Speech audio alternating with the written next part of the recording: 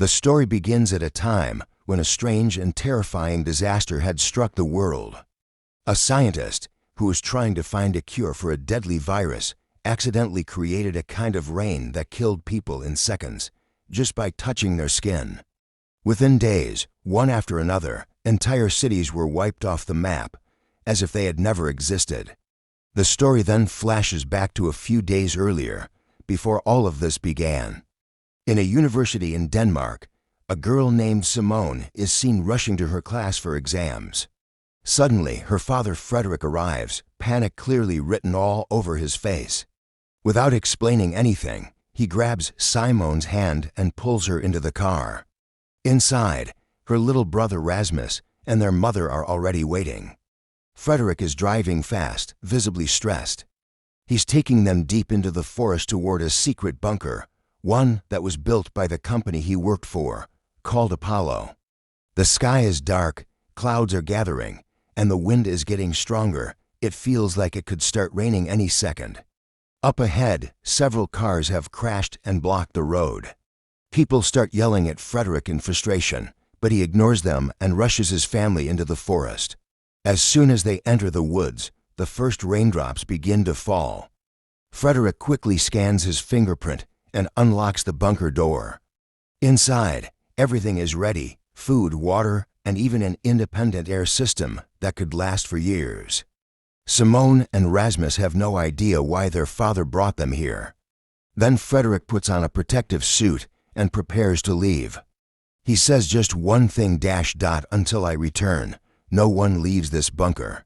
Simone tries to stop him, but Frederick explains that the rainwater has been contaminated with a deadly virus. Anyone who comes in contact with it dies within seconds. And now, he's the only one who can find a cure. He must reach the company's headquarters. Before leaving, he tells Simone, "Take care of Rasmus. One day, he will change everything." Frederick leaves, and Simone is left with 1,000 questions in her mind. A little while later, when she checks her phone for news, she's horrified. People are dying everywhere. Bodies are lying on the streets, and the rain has become death itself. Their mother comforts the kids, saying they're safe inside the bunker, but no matter what, they must never go outside. Suddenly, there's a loud knock at the door. Rasmus thinks it might be their dad. His mother tries to stop him, but he doesn't listen and opens the door.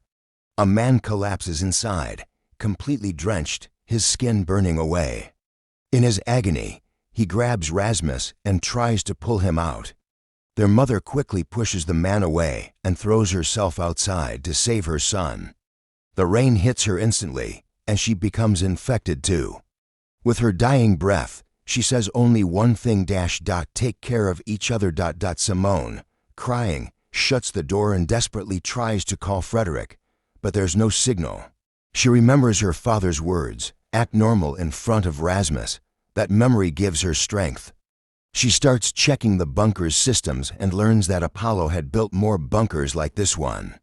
She tries to contact them, but no one responds. Later, she finds an old radio and manages to reach a man hiding in his basement. The situation outside has gotten even worse.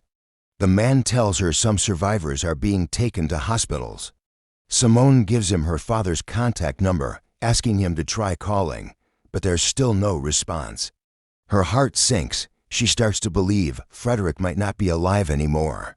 Then, suddenly, the entire city loses power, and the radio connection cuts off. The bunker falls silent. A week passes, but Frederick doesn't return. One night, Simone gathers her courage, puts on a protective suit, and walks toward the door. But as she reaches for it, she sees visions of her mother. Terrified, she backs away. Rasmus stops her too, saying, "Outside means death."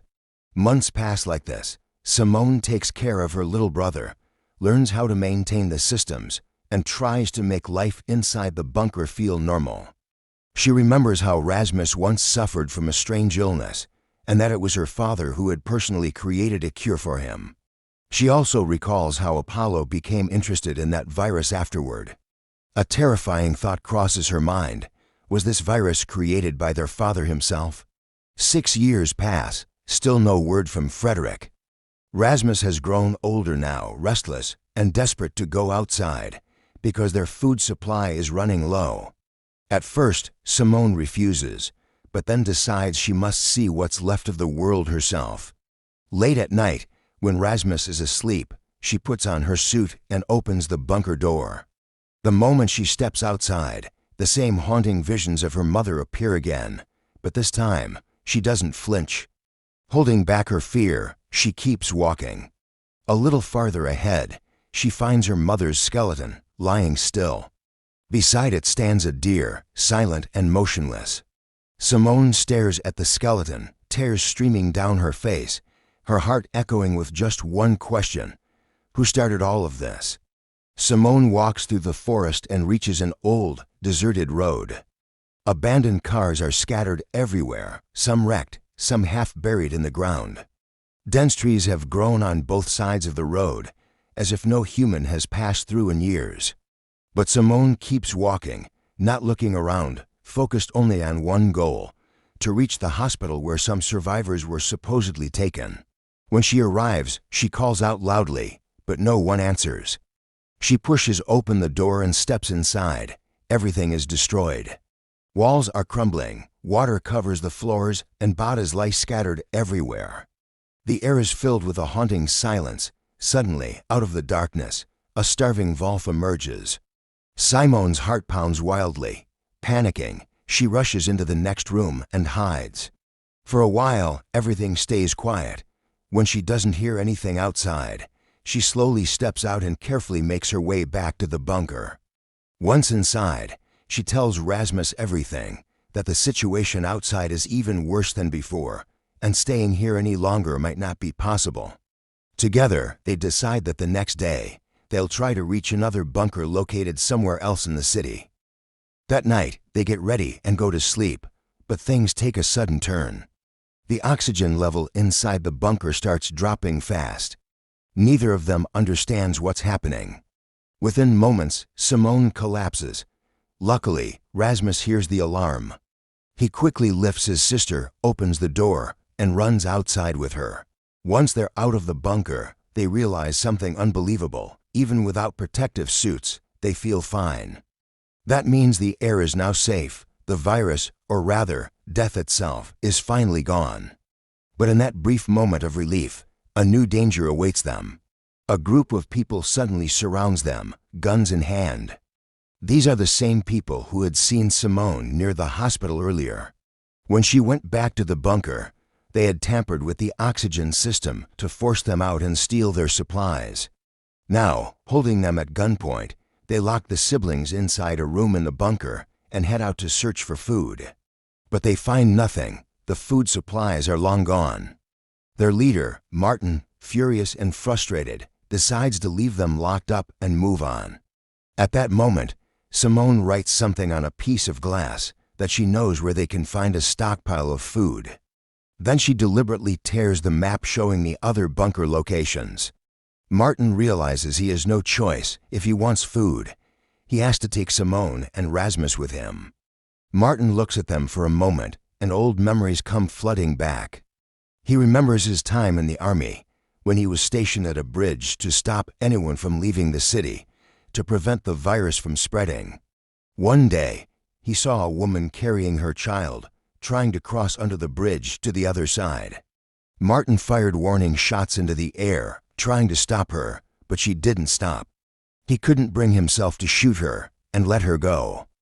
When he returned to camp later, he found out that the woman had been infected. After she crossed, the entire camp was wiped out by the virus. Many soldiers died. Martin was shattered.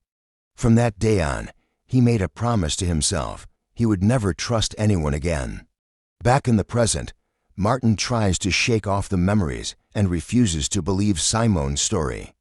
But when he remembers they're running out of food, he reluctantly agrees to her deal.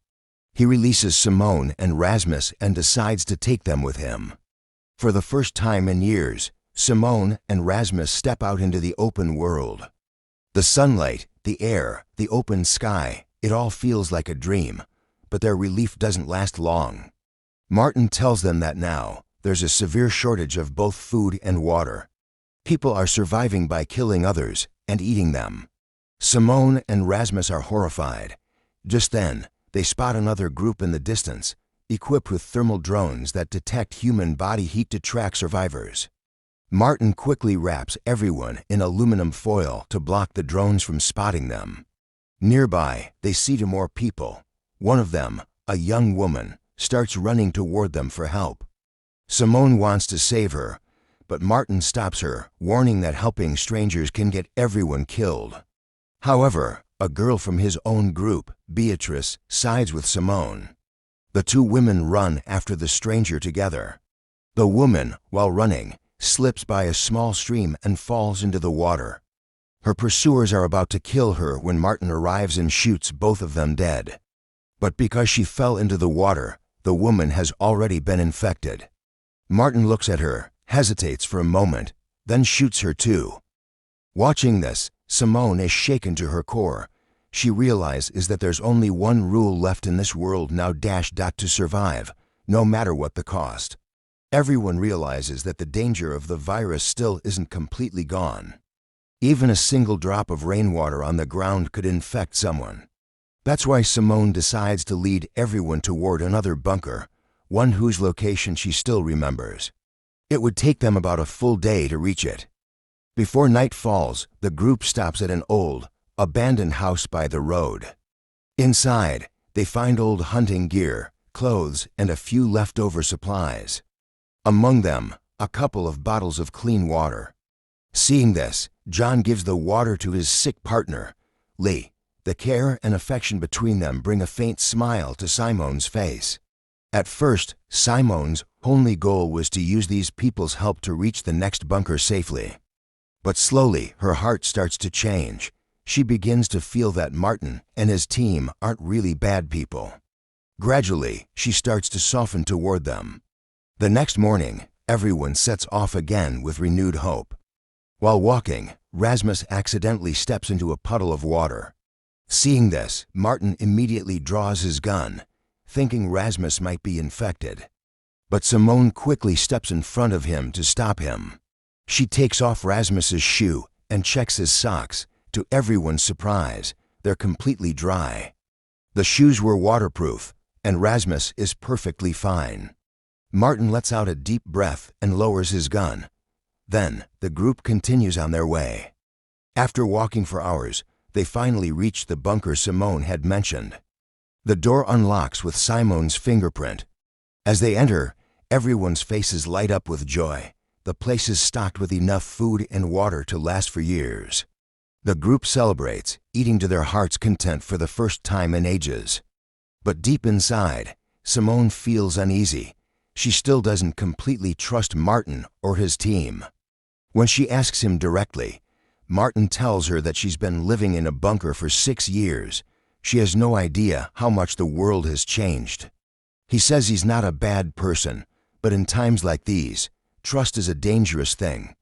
Simone listens, but doesn't think much of it. When she walks deeper into the bunker, she notices a phone plugged in and charging. On the screen, a childhood photo of her and Rasmus. Her heart sinks. That phone once belonged to her father, Frederick, who must have been here for a while after leaving their old bunker. When Simone and Rasmus unlock the phone, they find an old video of Frederick. In it, he explains that he's heading to a headquarters in Sweden, where he's working on a cure for the virus. Hearing this, a spark of hope ignites in Simone's heart. Maybe her father is still alive. Right away, Simone decides to go to Sweden with Rasmus to find that headquarters. She tells Martin and asks for his help, but he refuses. He says they're safe in the bunker, but going to Sweden would be suicide. The roads are filled with hunters waiting to kill anyone they find. Martin insists that Frederick's video is 6 years old. If he had really found a cure, the world would have known by now.